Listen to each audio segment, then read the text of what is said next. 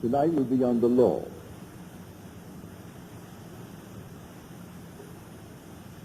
I think you'll find it a very practical evening. But remember, you are the operant power. It doesn't operate itself. But all day long, whether you know it or not, you are operating it. Nothing appears to us in perception which cannot be duplicated in fancy. Consequently, the world perceived always resembles our private fancy, and is therefore, as far as the evidence goes, imaginal in character.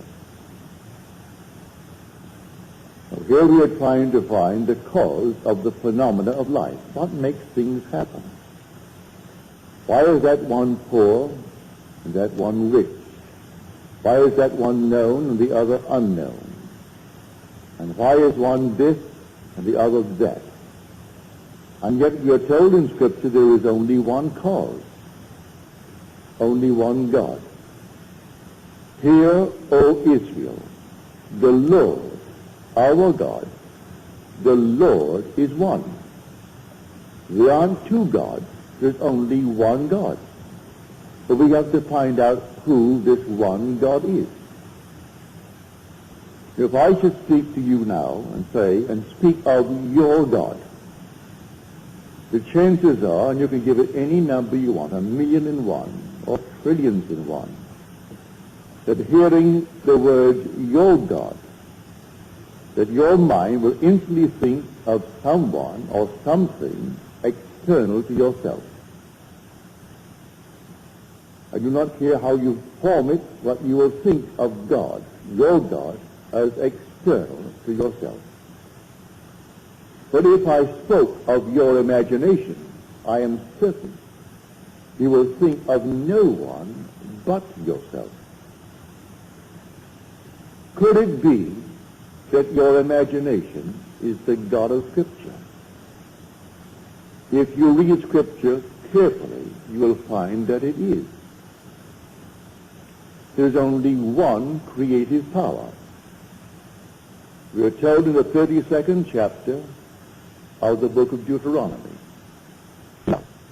that I, even I, am He, and there is no God beside me. I kill, I make alive, I wound, I heal, and there is none that can deliver out of my hand. From this we see that the creative power of the world, the creator of the world, is like pure imagining in ourselves. He works in the very depths of our soul, underlying all of our faculties, including perception. But he streams into our surface life, least disguised, in the form of productive fancy. So you see anything here through your senses. Shut your eyes, close your senses completely, and you can reproduce it in fancy. Does it teach me anything? Well, I'll tell you, it'll teach you everything if you'll believe it. If I can get you to accept the true God, the only true God, which is your own wonderful human imagination. Does Scripture teach it really? Yes, Scripture does. And the word of the Lord, the word translated Lord, is the Hebrew Yod He Vav He. It's not sounded, although we do try to sound it, it can be translated as the Lord, and sometimes Jehovah, and sometimes they'll translate it, which they shouldn't, say as God. But the Lord, yes. The word Jehovah, yes. Well, the word Jesus begins Yod He Vav. So here we find the same root in the word Jesus. Therefore they called him the Lord. And the word of the Lord came to Jeremiah, saying, Arise and go down to the potter's house, and I will let you hear my word. So I went down to the potter's house, and there he was, working at his wheel. And the vessel in his hand was spoiled, that he was making of clay. But he reworked it into another vessel, as it seemed good to him to do.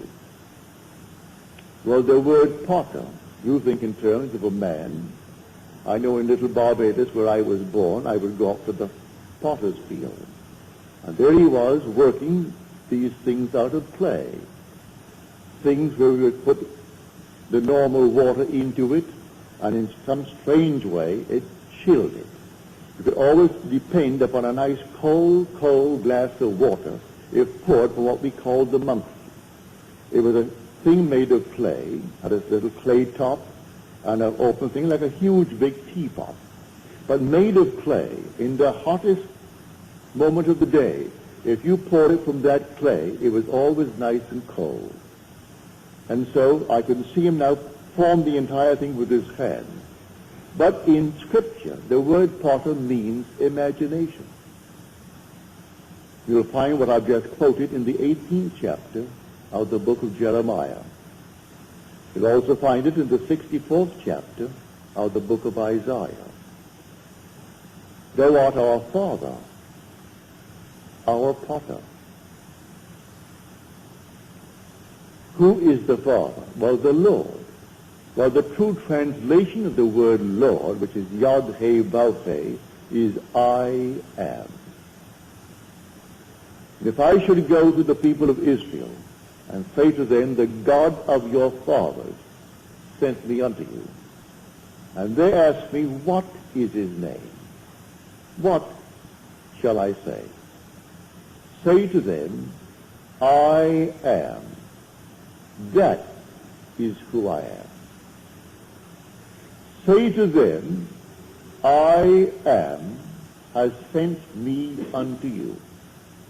Not the Lord has sent me unto you, or Jehovah has sent me unto you, or Jesus has sent me unto you, for these always takes the mind outside of self. But say to them, I am has sent me unto you.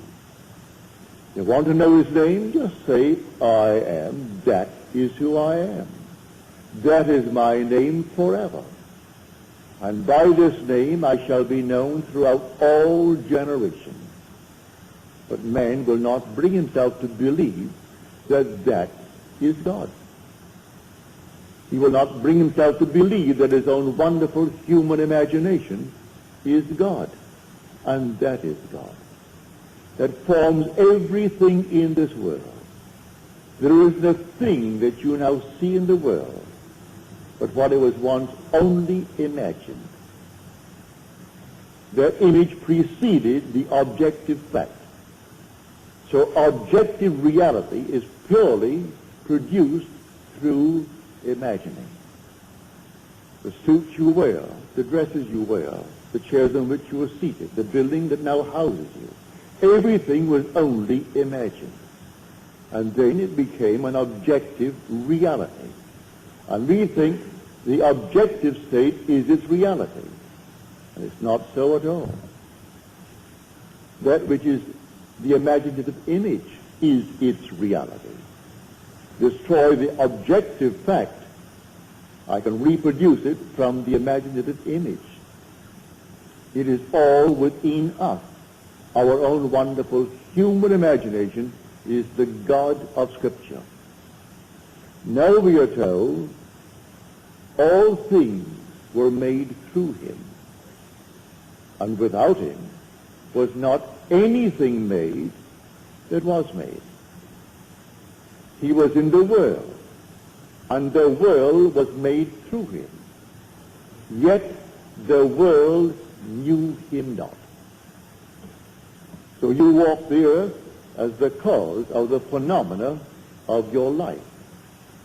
You could be, if you are vivid in your imagination, be influencing the imaginations of unnumbered people, and you, unseen by them, are the cause of the phenomena of life. If they are passive, they fall under your influence. If you are powerful in your imagination, you are creating the phenomena of life. And those who are not in control of their imagination, who are moved by the wind of every little rumor, every opinion, they simply sway from side to side as you, in control, move them.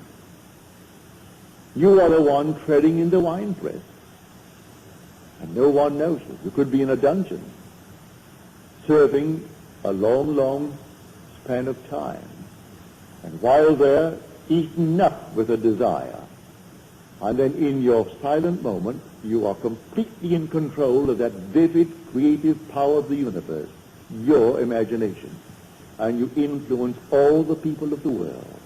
For all things by a law divine, in one another being mingled. I couldn't see you if you did not penetrate my brain.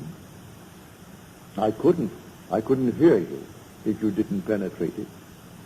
So all things by a law divine, in one another's being mingled. The whole vast world is one.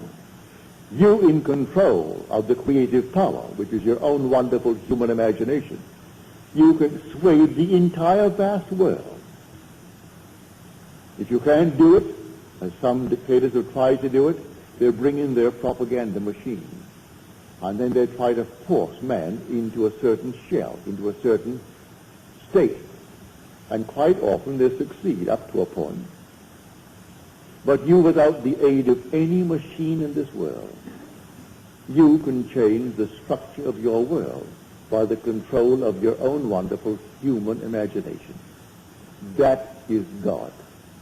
That is the Lord spoken of in Scripture. That is Jesus. Or can you imagine? For that is God in operation.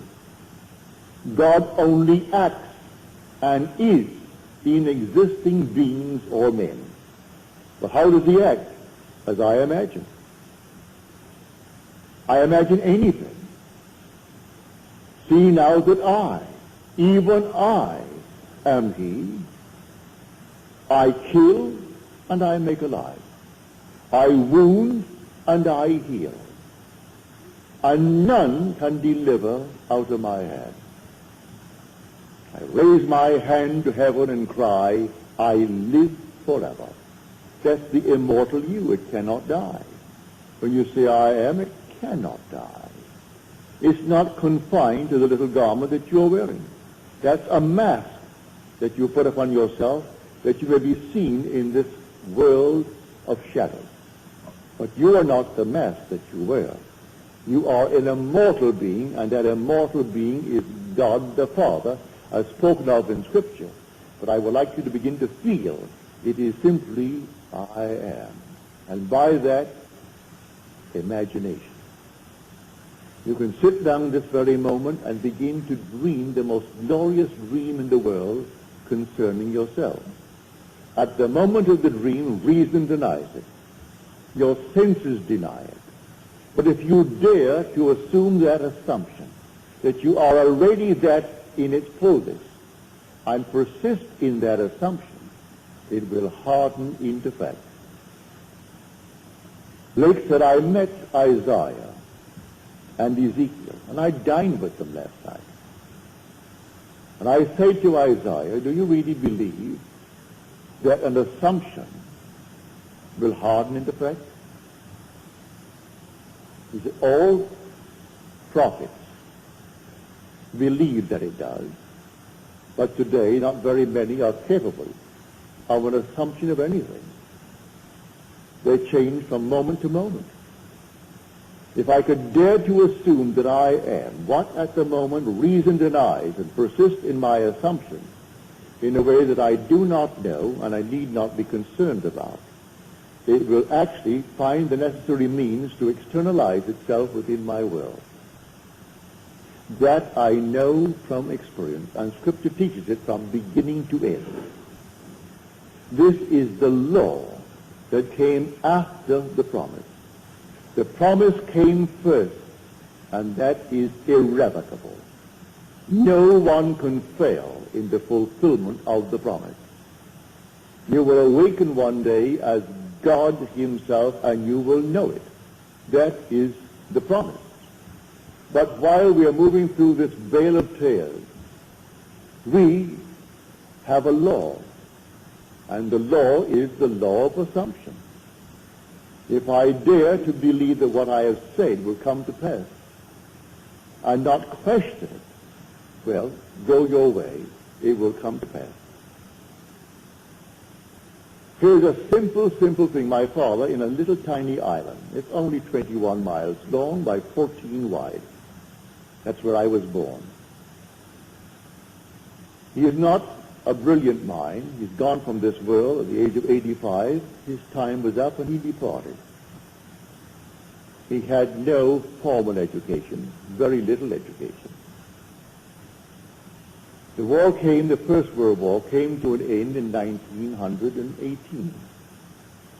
The boys began to return in 1919. As these troop ships came in bringing back the boys from Europe and from North Africa, he heard the officers, the captains, and the stewards discuss the next World War. I can hear my father now. For in 1919, I was born in 1905, so here I am, 14 years of age. And all of us are now growing up, young men. And my father said, we'll have another war in 20 years. It'll break in 1939. Mother said, Joseph, why do you say that? Look at all of our boys. They'll all be ready for the war. Why do you say that? And there were 9 boys, 1 girl. He said, it will happen in 1939, 20 years. He even named the 2 sides and placed Italy on the side of Germany and Japan on the side of Germany, leaving England and France and Russia. He didn't mention the others. They were, naturally, he took it for granted that America would come in to defend the liberties that we have inherited from England. What we now call the Bill of Rights. All this is part of the foundation of that English-speaking world. And he thought, well, now America will come in at the appropriate time, but in 1919 it will break. Well, on September the 1st, 1919, it broke. I was driving through from Montreal. I just spent 2 weeks on the Canadian border. Went into Montreal, and I had, well, champagne and stout. It's a delightful drink, by the way. And so I had a few of those. We got into the car and started back. And on the way back, here comes the radio, and here's the news. England has just declared war on Germany. Germany moved on Poland. England had a treaty and declared war. That was September 1919. Now, my father was not a prophet, but he firmly believed in his assumption. He was treading the winepress in this tiny little island called Barbados, 21 miles long by 14 at its widest point. So you don't have to be in a palace. You don't have to be in the White House. You don't have to be in any prominent place or the Vatican.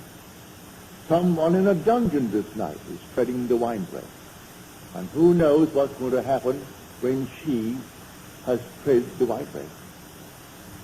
It is always happening because he waits on us just as swiftly and as indifferently when the will in us is evil as when it is good. For I kill and I make alive. I wound and I heal. I do all these things. I make the wheel and I create. the world. I form the light. I create the darkness. It's told us in Isaiah. There's only one creative power. Don't think for one moment there are two gods, like a God and a devil. The devil is only the negation, the doubter in this world. But the positive creative power of the world is your own wonderful human imagination. That is God. So as you're seated here, God is seated here. And where are you going to go to find him? To find him no place other than where you are. You'll never find him outside of yourself. Approaching you, as some people are talking about it today, I turned on the radio thinking I'm going to see the blast off to the moon. I thought I had Channel 4. So I sat back in my easy chair.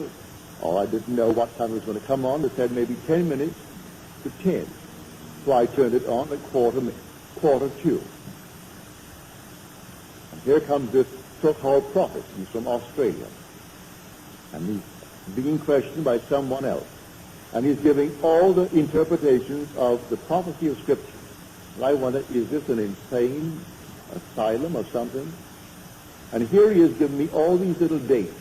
Why Israel won in 6 days the last war, rather than others, because Israel always rests on the 7th day. Of all the nonsense in the world, and he is actually, before a past, undoubtedly a large audience, maybe not last Sunday morning, because it was an important thing, the boys casting off to the moon. I thought I had Channel 4 and I had Channel 5. So I sat there waiting, maybe some weather has delayed the thing, but I thought it was 4. And after 15 minutes of this nonsense, I got up and checked, and I missed the blast off. Completely gone. Luckily, it was a replay, so they replayed it later, and I saw the blast off. And this goes on every Sunday morning, and then they call him an authority, and he so smiled, he so loved that. You are an authority on the Bible. Well, you never heard such nonsense in your life. Well, that is it. I'm telling you of the true God. God became as we are, that we may be as he is. And that God is your own wonderful human imagination. So when you say, I am, that's God. There is no other God. He literally became as we are. Our every breath is the breath of God. But he does not in any way interfere with this level of awareness and compel us to be good, compel us to be kind, compel us to be anything. We can exercise the talent, no matter what mistakes we make, what horrors we make in this world, and we have done it, and are still doing it in this world. And who suffers? Only God suffers. What you say, but I am suffering, that's his name. Forever and forever, he has no other name. It's not Jehovah, it's not the Lord, it's not Jesus. It is simply I am. That is the Father. And so I'm telling you tonight, if you really believe it, you can start now, this night, and change the world in which you live. Start with your own environment. What would it be like if it were true that I am now the man that I would like to be, or the woman that I'd like to be? And then simply define it as clearly, for the word potter simply means to mold into a form.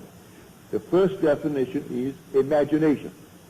It means to resolve. It means to determine. So you could determine a certain state in your world. A resolution now. I resolve to be, and you name it. Not based upon the evidence of your senses or what reason dictates, but a wish on your part. As we are told in Shakespeare, it has been taught us from the primal state that he which is was wished until he were. And so, he is now a reality in my world. He began only as a wish. I am the man I wanted to be. It began as a wish. My father became the success that he was when he departed this world. It began as a wish. He didn't have one penny in this world. He went to a school, and what do you think the charges were? A penny a week. The British penny being 2 cents. It was 2 halfpennies, 1 penny. A penny a week. And many a week, his father, being a very, very heavy drinker, couldn't find the penny to pay that fabulous scholastic fee. But he came out and started without a decent education, but he had a dream. And he always had the dream. And when he was toppled from a small little partnership, 2 of my brothers went to see the 3 men who actually maneuvered the entire thing, and they asked, why? What happened to Daddy? Why did this thing happen? You know what one of them said to my 2 brothers? You Goddard throw your hat too high. Well, you can't throw it high enough, may I tell you. Who in this world is more entitled to any exalted state than you, when housed within you is the only God? So they said, you Goddards, throw your hat too high. He wanted us to always remain based upon the level where my parents began in this world. That was not my father's dream. So the partners all died working for other people at small little salaries. And my father died working only for himself and his son at the age of 85, and left 10 children, each financially independent. So they threw the hat too high, did he? If he had lived longer, he'd have thrown it even higher. That was my father's dream. So do not let anyone tell you to be satisfied with this, that, or the other. It is the God in you that gives you desire. You wouldn't eat tonight if you didn't have a desire. And who is desiring? It is God desiring. Desiring constantly to transcend himself. And so tonight, you dream noble dreams. I am telling you, those who are coming here, and those who have been coming through the years, New York, San Francisco, and elsewhere, they're now beginning to really come into a head to awaken to the truth that I have been telling you through the years, that you're going to discover that you are God the Father. Thou art our Father, yet our potter, and we are the clay in thy hand. The day will come you'll discover why he calls us the clay. We are emotional filters, and we bear the marks of our prevalent emotions, and he allows these marks, good, bad, or indifferent. He does not in any way dictate what I should entertain as a thought. All right, entertain it. So I want to feel sorry for myself and go out and eat worms. Go and eat the worms. Have some more. That's exactly what he does to all of us. No compassion whatsoever. Not to think for one moment that he's going to stop you in the act. He allows you to completely run your own world, as it were, and make all the mistakes in the world. Thou hast delivered us into our iniquity. And the word deliver in Greek, in Hebrew, and in Latin means to melt. He has melted us and melted us into our iniquity. So we are so much a part of it, we can't even separate ourselves from these infirmities. He allows us to be delivered right into our iniquities, as told us in the 64th chapter of the book of Isaiah. Read it carefully, and you'll see this vision that possessed these men who were qualified to hear from the depths of their own souls. But they heard it as adumbrations. And then came the understanding of these shadows, these foreshadowings. And the day will come that everyone in this world will discover he is God the Father.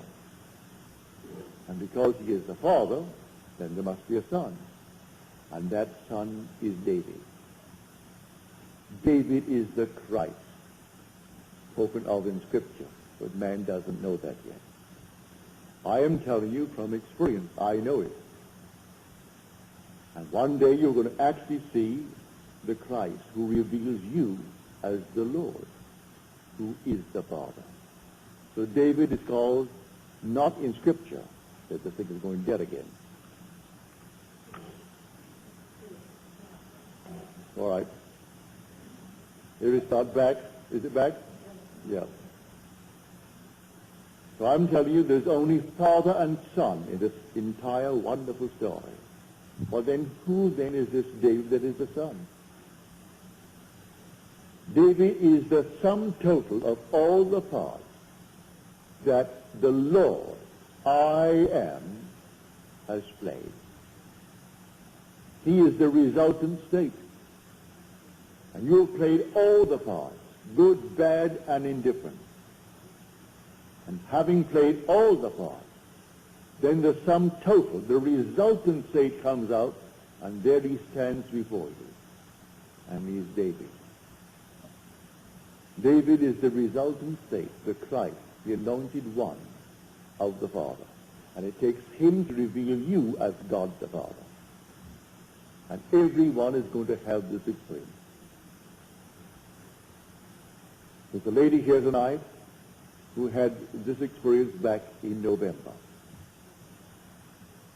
Said, I came upon this beautiful youth of sheer innocence, about 13 years of age, ruddy of complexion, as described in the 16th chapter of 1 Samuel. And he came to me and he said, you are in the fatherhood degree. And I said to him, how do you know? He said to me, I know. I know. And then the vision faded. Then she said, I had this experience.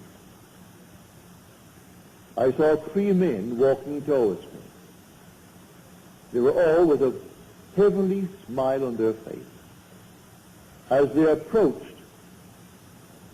they so resembled each other they could be triplets. They could be brothers, but triplets. They were so completely alike as they approached. And one had an infant wrapped in a blanket. And he came towards me and placed it in my hand. And I took the infant, and I knew it was my child. Now, 2 days prior to this experience, lying on my bed, I saw these heavenly colors of, well, purple, sort of the amethyst color. And then as they faded, it formed into the most wonderful, brilliant star. I'm looking at the star when suddenly the whole thing faded, and 2 days later came these 3 messengers bringing the infant child. Well, that's told us in the book of Genesis. Abraham sat in the heat of the day, as he sat in the tent, and 3 men appeared to announce to him that he would be a father, in spite of his advanced years. And Sarah, it has ceased to be with her after the manner of women.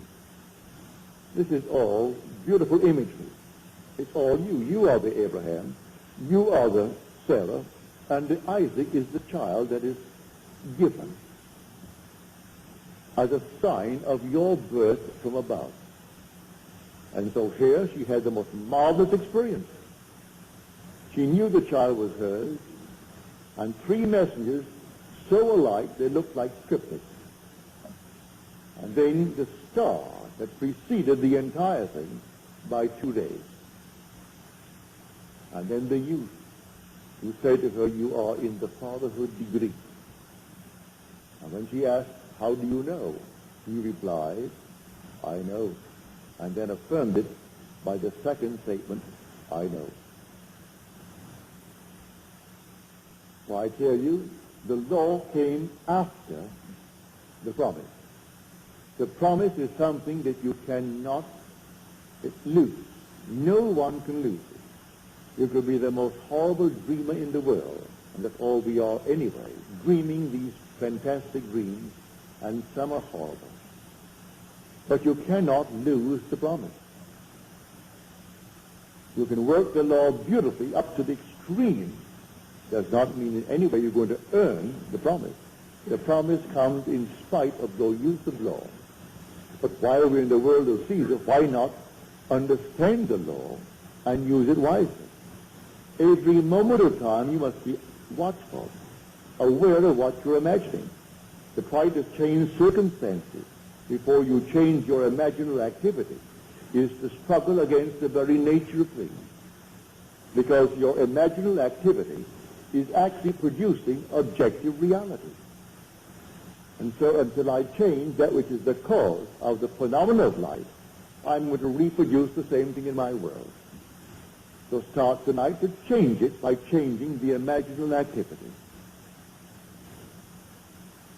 So here, Fawcett said, and I think it's a very marvelous statement that he made, the secret of imagining is the greatest of all problems, to the solution of which all should aspire. For supreme power, supreme wisdom, supreme delight lies in the far-off solution of this mystery. There are so many facets to it. Here I stand, and I say I'm all imagination. But am I really here based upon the evidence of my senses? Can I not block out what my reason and my senses are dictating and be elsewhere? Can I not imagine myself to be elsewhere and view the world from there? Instead of wanting to be there and viewing it from here, which tells me I am not? Well, try it. You can be any place you want to be in this world. Man must be wherever he is in imagination, for man is all imagination. So I will simply imagine myself to be elsewhere, if that's where I want to be, or to be other than what I am, if that's what I want to be, and view the world from that assumption. Go forward and prepare the place.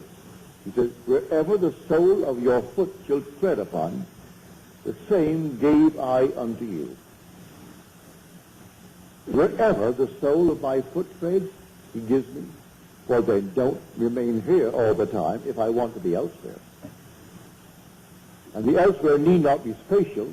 It could be in a financial manner. It could be in a social manner. It could be in any manner. And so I would dare to trade on a different level.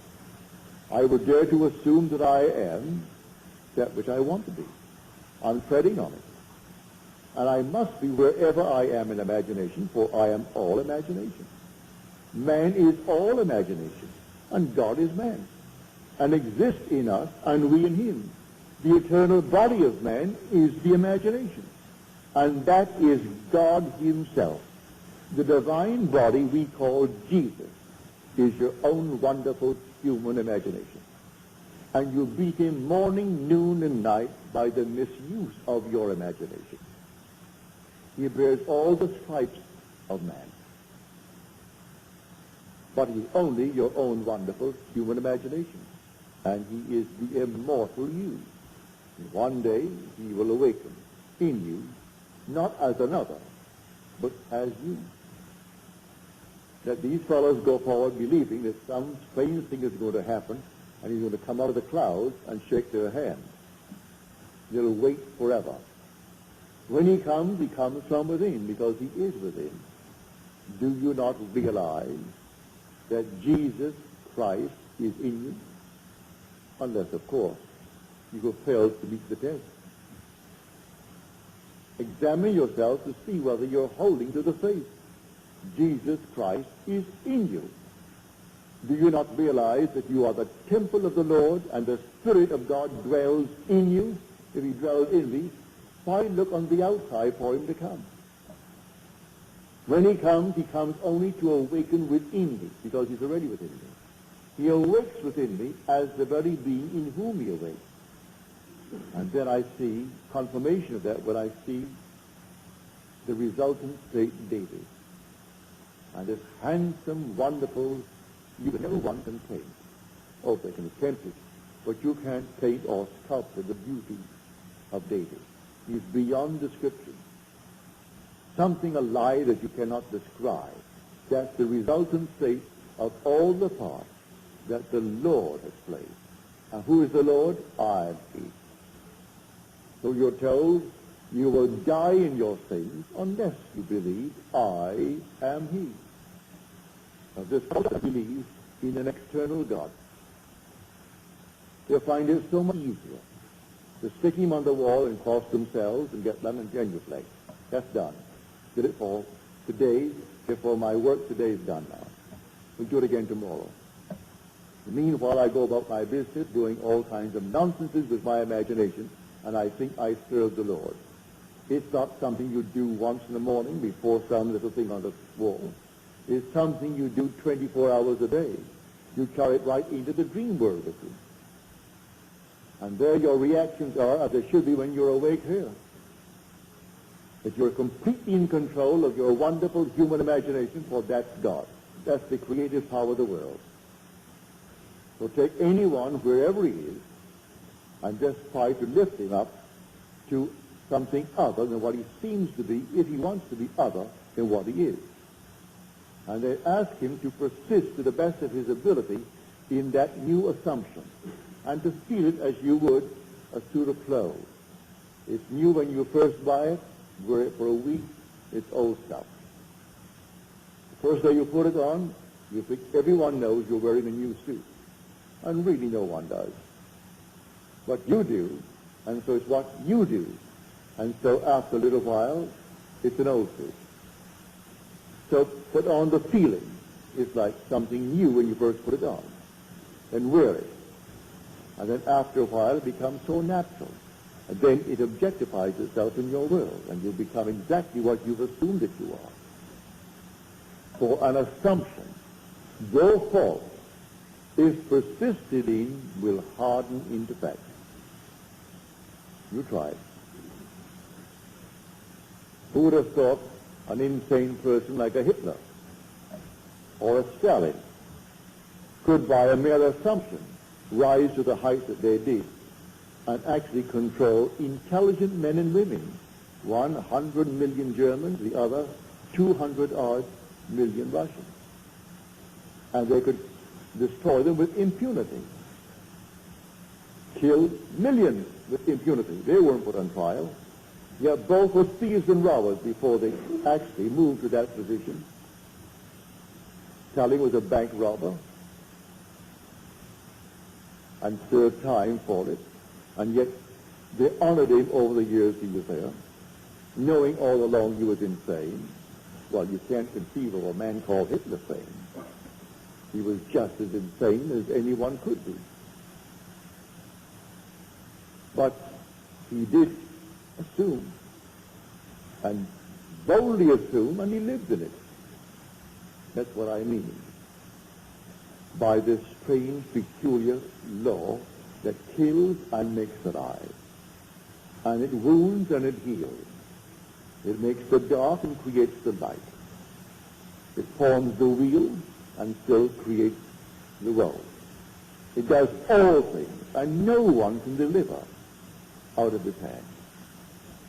So it's entirely up to us. What are we going to do with this creative power in the world when we ourselves are that power? You don't say, I'm going to take it from outside and use it. We are the power. We are the creative power of the universe. And that power, the world calls God, but in calling it God, in calling it Jehovah, in calling it Lord, they are missing the point.